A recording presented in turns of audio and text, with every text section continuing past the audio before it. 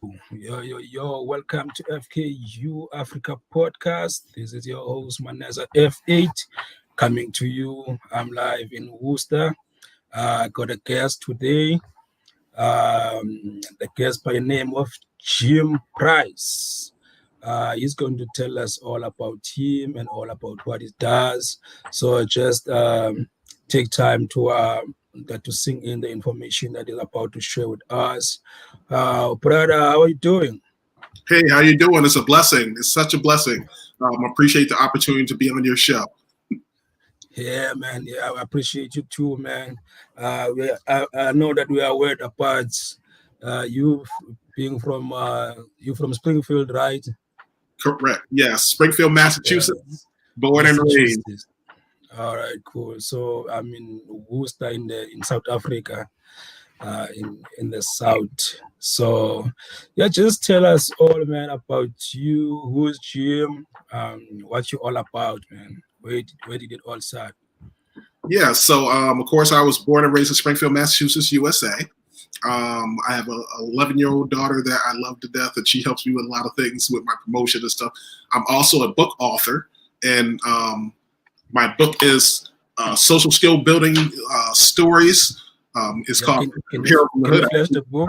Right here, Adventures of Hero from the Hood. That's one of my books. It's a children's book, and I'm also a doctoral candidate at American International College.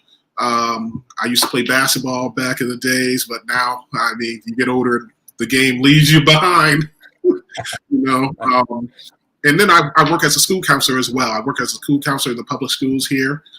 So I've been doing that for a while as well. So, in a nutshell, those are the things that happen. It's between promotion and school, working with the kids at school. It keeps me busy.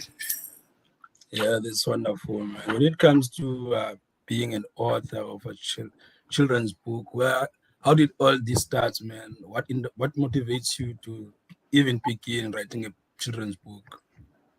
Well, a long time ago, actually, I was doing social. I have to do like social skill lessons with the kids. So when I present these social skill lessons, they were elementary school level kids. They're elementary school level kids. So of course, they would have probably a hard time keeping up and listening and paying attention. So one day I was like, you know what? Forget this. I'm going to take a different approach. I'm going to do something different here. So what I did is I brought in this snail puppet. And I used the puppet to, model different things and interact with the kids so they could actually pay attention to the social skill lessons that I was bringing. And of course, the kids loved it. They, would pay attention to the whole lesson. It would work out fine. And after that, I named the snail Hero from the Hood. And that was probably back in 2012 or something like that. And, throughout the school, the kids loved it. And I never thought it would become a social skill building book. Down the line. At that time, I wasn't thinking at all about it becoming a book series or anything like that. I was just focused on those elementary kids getting my social skill lessons, paying attention to the end, and in that sense, it did work for that situation. Yeah, that's wonderful.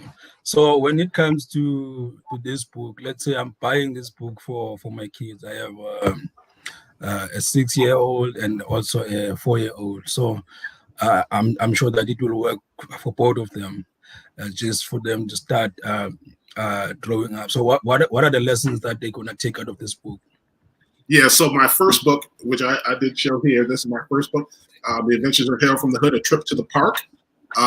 Yes. It's about social skill building in terms of accepting others' differences and being open to exploring, others' differences and things like that. Being, about unity and uniting and working together for, just to, bring camaraderie and things of that nature. So, of course, in that book, Hero goes through the rigors of trying to find a friend to play with. And, of course, everybody thinks he's different.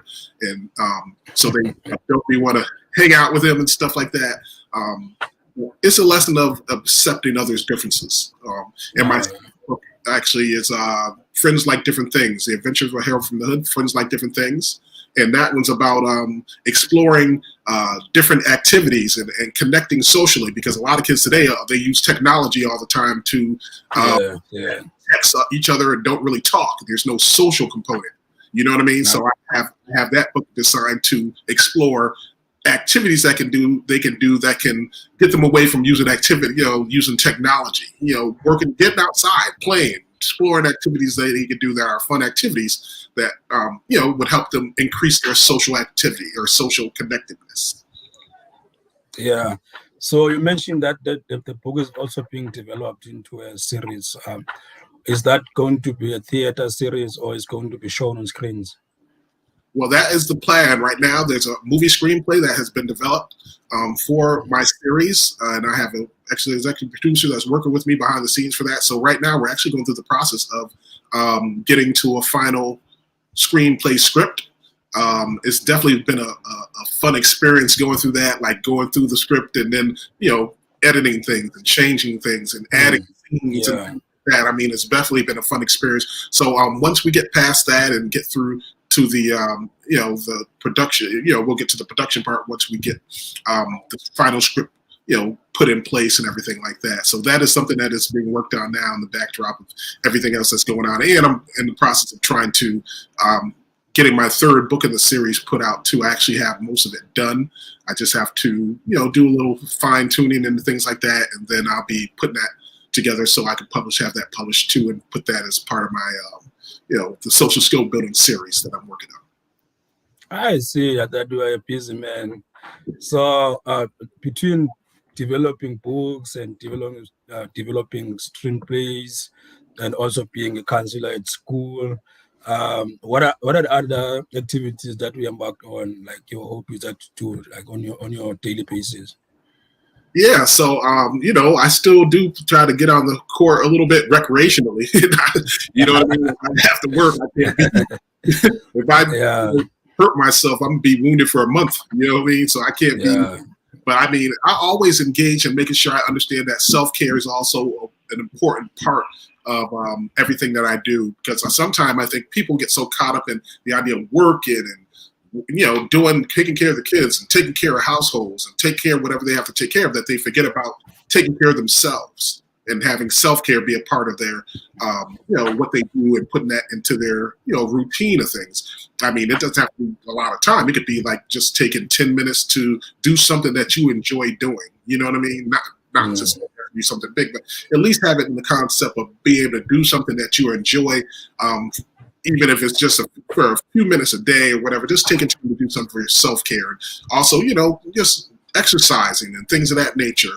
Those are all things that can help increase self-care and increase your feelings of goodness and the things of that nature. So I always incorporate those things outside of all my studying and doing book promotions and coming up with new ideas for future books and things like that, and dealing with the publishing and then doing with the script writing. I mean, it is a lot, but I always make sure. It is a lot. It is really a lot.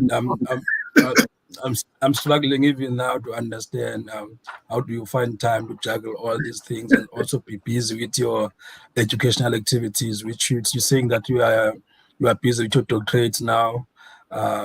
You also have a few degrees that you have, and also masters. So I can see that for you, really, education is really important, and that is what you are teaching to our kids as well. So can you tell us more about your love of education? So, I mean, in terms of the public schools, a lot of my students that I would interact with, they have, so some of them, like I'm an adjustment counselor, so I deal with this different from guidance counseling. So I deal with more of the social, emotional, behavioral needs of kids. So with my job, it entails a lot of group counseling, one-to-one counseling. Sometimes I have to put out give referrals toward agencies that can provide services that kids need that are outside the scope of what may be in my domain in terms of my licensure and things of that nature. But it's a joyful experience when you see kids make progress and you teach them skill lessons and they actually utilize and use those social skill lessons and social, tools that we teach them to be able to navigate their school day and navigate, their communities and things of that nature, making better choices. I always praise and try to have kids understand that, it's okay to be frustrated, angry, upset, things like that. It's the actions behind it that cause the problem. So you making good choices, you'll be okay. But if you're making bad choices, you're going to have, bad consequences for those actions.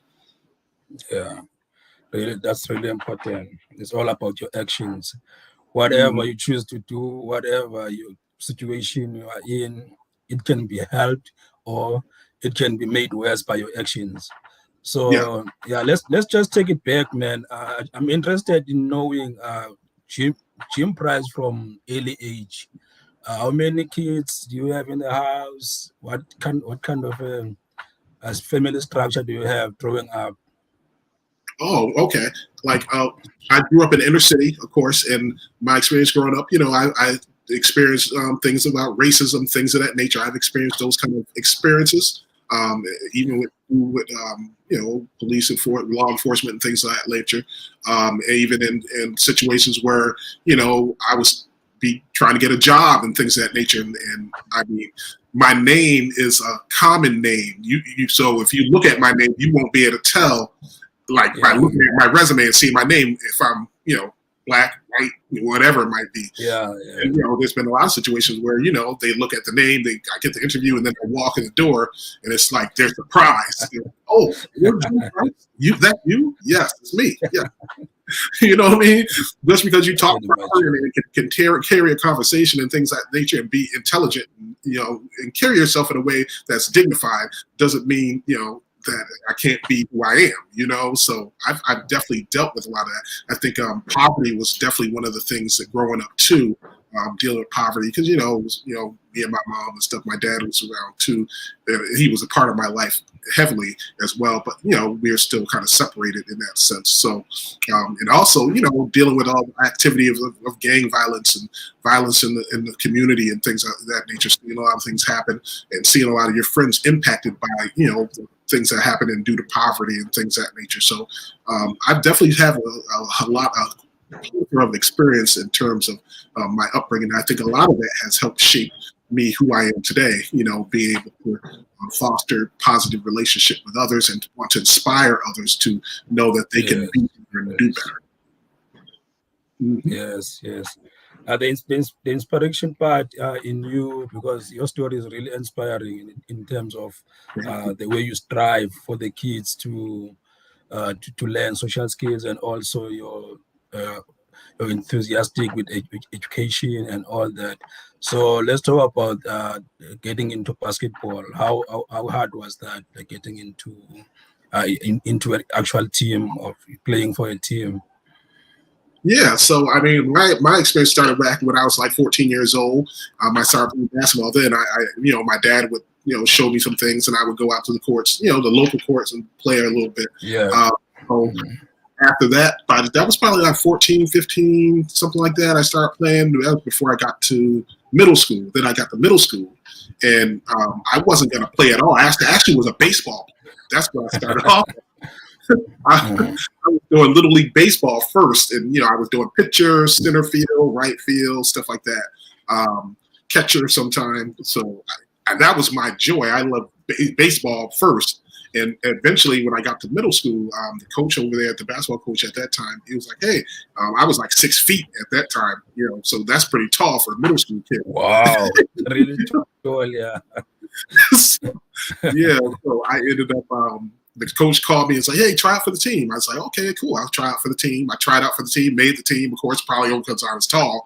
I couldn't. I didn't think I was good, but because I was so tall, they put me on the team. And then that particular season, we went like undefeated for our middle school. It's Kennedy Middle. They call it middle school, Wow. Kennedy Middle School, but it's actually back in the day they call it junior high. So. We won the city championship, went 10-0 that season, and Mhm. then I went on to high school, played high school for 2 seasons, and we were actually my high school team, Central High School, was actually ranked in the top 15 in the country during that time, back in the 90s, early 90s. We were in the top USA top 25. So we had a season where we went undefeated, and that was cool to have that happen and experience all the connectiveness and camaraderie with my teammates and things. And then I went on to Springfield Technical Community College, where I played and was able to have some good seasons and was nominated Junior Mhm. College All-American and had my jersey retired Wow. and things. So, I mean, basketball has been very good to me. But Wow. they say Father Time always wins in the end. Yeah. Did you play for any NBA team during that time? No, I didn't. But one of my teammates did, and it was interesting to see how he would prepare and develop his skill set and things of that nature. So the overall experience was good. I think basketball teaches you a lot of things to do with being connected to others, working as a team. You have to accept others' differences too. Our team was pretty diverse. So, learn to accept others' differences in the terms of how cultures are different too, what was a part of that experience too, being a good teammate and standing up for your teammates. So it gives you a lot of social skills building, being a part of a team like that and building connections. I mean, a lot of my teammates now, those teammates from back in the early 90s, we're still all tight. We're still all, good friends and stay connected and things like that. So that experience was definitely a fun experience, I would say. I would not change that at all. Yeah. That was a building block for where you are now in terms of understanding the community, understanding playing as a team, understanding the people around you, different characters, different characteristics of people. I understand that as well because I did play soccer growing up, up into high school level as well. I didn't go into pros. So in terms of the situation that is now we are facing as Black people all over the world, but mostly in America, this cops killing Black people randomly. What is your take on that, and how do you teach the young kids, especially the young Black boys, how to act around the police, or also how to conduct themselves in a way that they won't be suspects, they won't be Yeah. just getting killed for no reason? I mean, that is something that is prevalent and continues to happen, and it's sad, and that those tragedies continue to happen in our country and across the country. And I just feel like, in some sense, in a lot of situations that we've seen, in some situations it's been, even if you're complying, there's been situations where still tragedies take place, and I think that's one of the things that has been being looked at more closely in terms of trying to change laws. I know they were, like you think about the Black Lives Matter movement and all that kind of stuff that was going on just earlier in the year and things of that nature.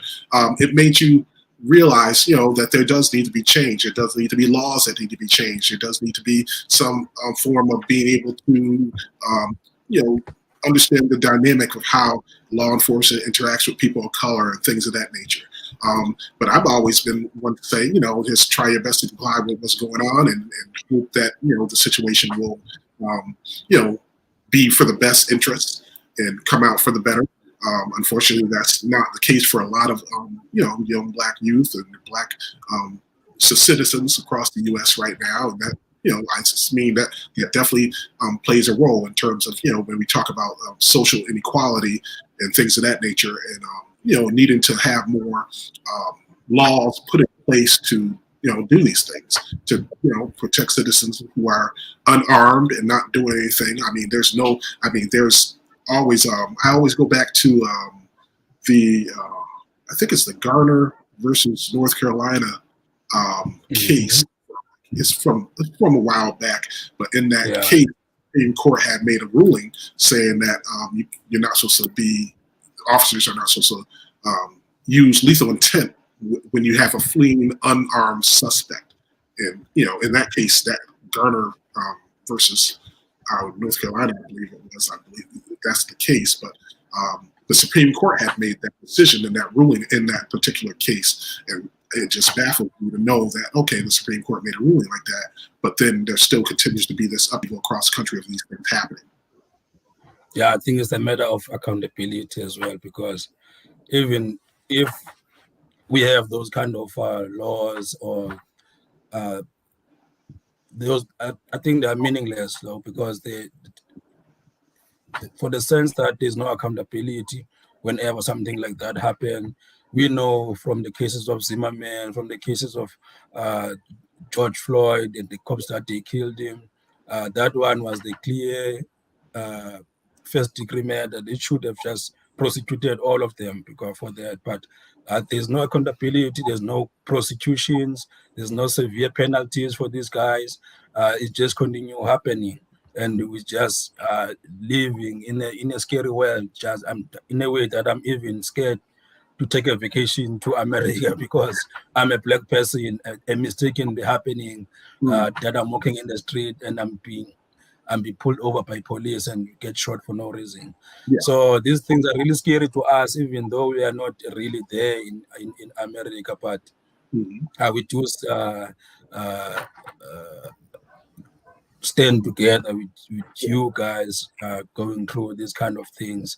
The last thing that I want us to talk about, what is new for you now, going to this to the end of this year? What are you planning to do, and also are you planning to write more books, and what else is coming? Yeah, so I definitely am going to be having more books in the series. I got the third one in the works right now. I'm also going to be working on trying to finish up my doctorate degree too. I'm working on the doctorate in education, so I'm supposed to be graduating next year. So they already got me starting the dissertation process for the doctorate program I'm in. So I'll be definitely working on that and putting together new ideas and doing, putting together some, book signings, book tours, things like that.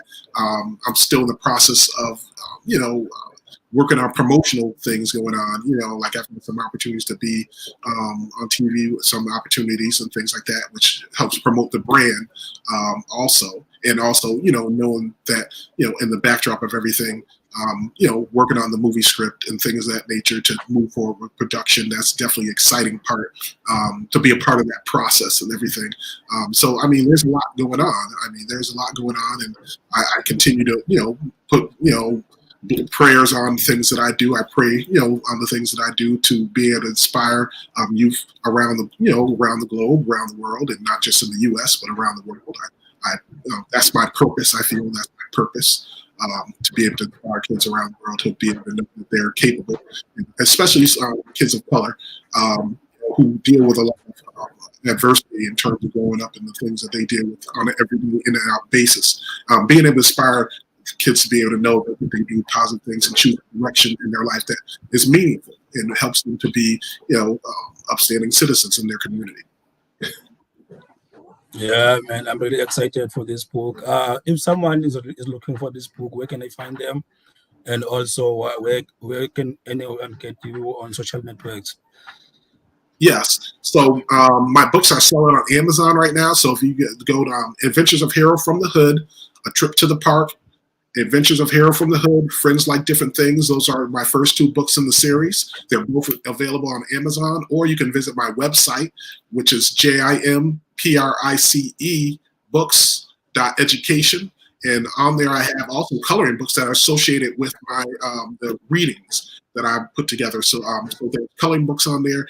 On the website, there's a bunch of information about me, interviews, podcasts that I do. I do have a podcast show myself, the Educational Analytical Development Show, which we talk about issues of education throughout the U.S., like issues that are happening within the education system throughout the U.S. So I have my hand in that too.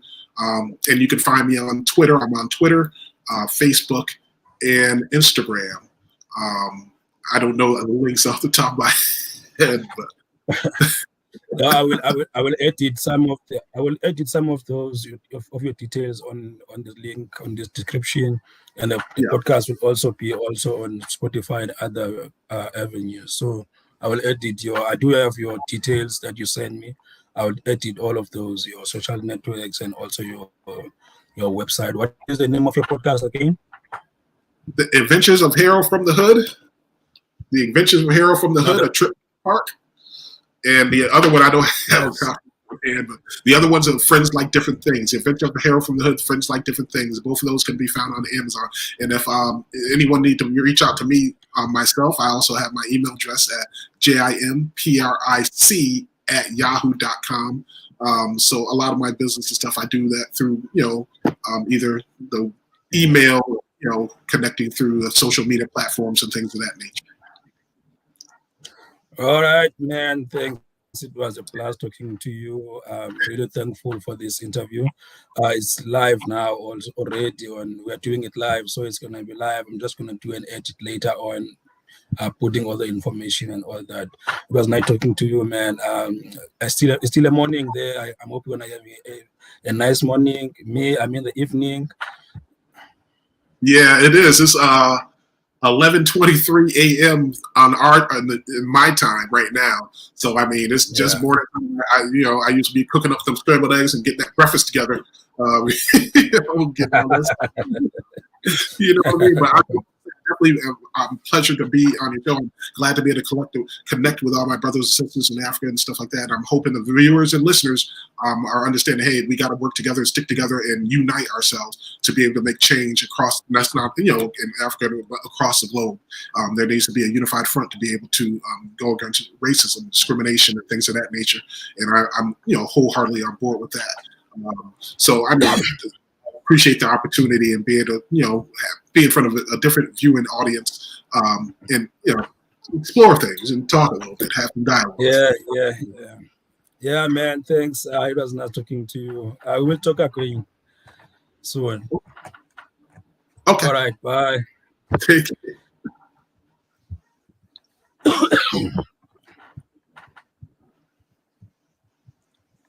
Yeah, all right, guys. That was Jim Price. I hope you did enjoy the conversation that I had with him about his book that he has, The Adventures of Herod from the Hood. I hope you're going to go to Amazon and search for that book and buy it. Peace. I'm out.